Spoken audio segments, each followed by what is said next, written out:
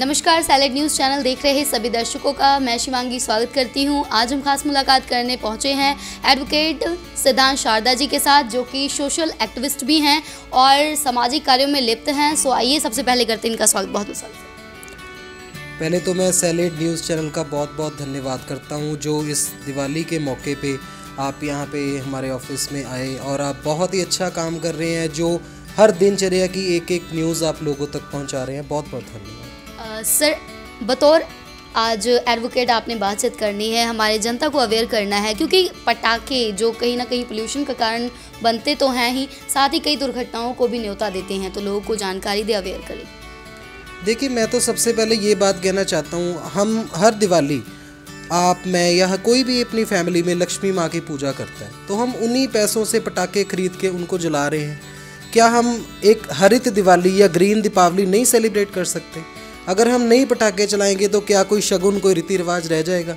हम खुद ही pollution create करके अपने समाज को, अपने समाज के लोगों को जो ये एक प्रॉब्लम क्रिएट कर रहे हैं, आने वाली जो पीढ़ियाँ हैं, अगर हम ऐसे ही चलते रहे तो जो बच्चा एक पैदा भी होगा तो उसको भी सांस की प्रॉब्लम होगी। इसलिए मैं तो सबसे हमेशा से यही अपील करता हूँ, अपनी NGOs की तरफ से भी, पर्सनली भी जो आप ग्रीन दीपावली को आप एक पौधा लगा सकते हैं, आप किसी गरीब को खाना खिला सकते हैं उन पैसों से। So I do not support crackers. आप कोई और तरीका ढूंढिए जिससे समाज को एक जो है अच्छा एक सिंबल मिल सके। सर, लॉ एंड ऑर्डर क्या कहता है कि अगर मान लीजिए कि कोई पटाखे जलाता है, उससे होने वाले नुकसान का क्या कुछ प्रावधान है? क्या कुछ कानूनी कार्रवाई हो सकती है? बिल्कुल हो सकती है। जैसे हम अगर इंडिया के अलावा और देशों को देखें तो वहाँ पे कुछ सीमित समय के लिए पटाखे चलाने की अनुमति दी जाती है। लाइक किसी देश में 2 घंटे, 24 घंटे में से सिर्फ 2 घंटे आप पटाखे चला सकते हैं। तो इसी तरह हमारे भी जो कमिश्नरेट हैं, आई थिंक उनके तरफ से गाइडलाइंस होती हैं, अभी रात 11 बजे के बाद कोई भी पटाखे नहीं चलाएगा, because it creates a huge pollution, along with that it creates sound pollution also.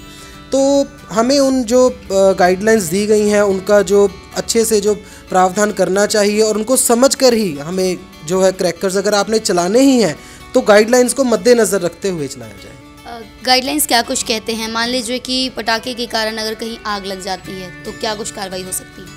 देखिए, अगर पटाखे या फायर क्रैकर्स की वजह से कहीं आग लग जाती है तो जो हमारी गाइडलाइंस है, हम उससे बढ़कर कुछ कर रहे हैं। हम ज़्यादा जो लोडेड, जिसमें ज़्यादा धमाकेदार कोई पटाखा चला रहे हैं या कोई ज़्यादा ही ख़तरनाक आतिशबाजी कर रहे हैं जिससे कहीं डंप है या फिर कहीं आगजनी वस्तुएं पड़ी हैं, तो वहाँ जाके वो क्रैकर गिरता है तो सब जगह आग लग जाती है। So it is very harmful. हम तो अपने 10 मिनट के जो मज़े के लिए वो क्रैकर्स बर्न कर देते हैं, पर जिसका करोड़ों लाखों का, अरबों का नुकसान हो रहा है, वो इंसान उसने पता नहीं कैसे कमा कर वहाँ तक पहुँचा है। तो ये एक बहुत ही गलत बात है। जो लॉ हमें कहता है वो कहता है भी बिल्कुल जो कम साउंड वाले, कम धुएँ वाले और जो जिनसे ज़्यादा धमाका ना हो, साउंड पोल्यूशन ना हो, हम उन पटाखों को चलाएँ। समटाइम ये भी हम देखते हैं कि कहीं ना कहीं कोई जीव जंतु भी इफेक्टेड हो जाता है, बहुत गहरा इम्पैक्ट छोड़ जाता है उस पर भी, तो उसके लिए क्या कुछ कानून, लॉ एंड ऑर्डर कहता है? बिल्कुल, जैसे कि हम देखते हैं अभी, जैसे हरित क्रांति कानून है या ग्रीन लॉज हैं। ग्लोबल वार्मिंग का तो सबने नाम सुना ही होगा। जैसे कि जो हमारे व्हीकल्स हैं उनमें से भी जो पोल्यूशन एमिट होता है, उससे ग्लोबल वार्मिंग बढ़ रही है, जिससे हमारे जो धरती पे रहने वाले मनुष्य हैं, जानवर हैं और भी जितनी प्राकृतिक चीज़ें हैं उनको नुकसान पहुंच रहा है। उसी के मद्देनज़र ये पटाखे भी, जब आप कोई भी फायर क्रैकर बर्न करते हैं तो एक अलग सा धुआं प्रोड्यूस होता है जो ह्यूमन लंग्स को तो ख़राब करता ही करता है, साथ में जो हवा में पक्षी रहते हैं या जिनके हैबिटेट्स हवा में हैं वो भी बीमार इससे पड़ते हैं।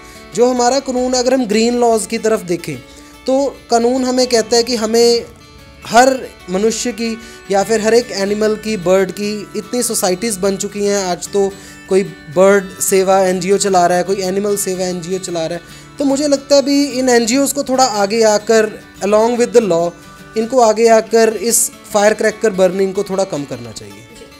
सो मतलब कि क्रैकर से होने वाले नुकसान के बाद आपको कानूनी कार्रवाई से गुजरना भी पड़ सकता है, साथ ही आप अपने एनवायरनमेंट को लेकर भी सचेत रहें। और कोई मैसेज देना चाहेंगे?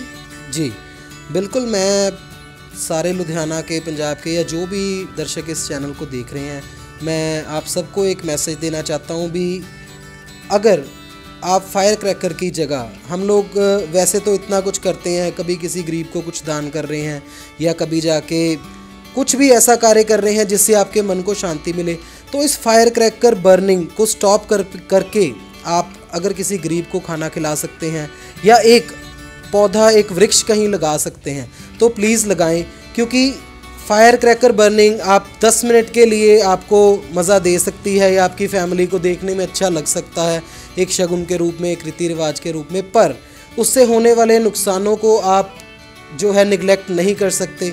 उससे हम ह्यूमन बीइंग्स को, एनिमल्स को, बर्ड्स को और जितने भी हमारी आने वाली पीढ़ियां हैं उनको कैंसर, लंग्स की प्रॉब्लम, रेस्पिरेटरी प्रॉब्लम्स हो सकती हैं।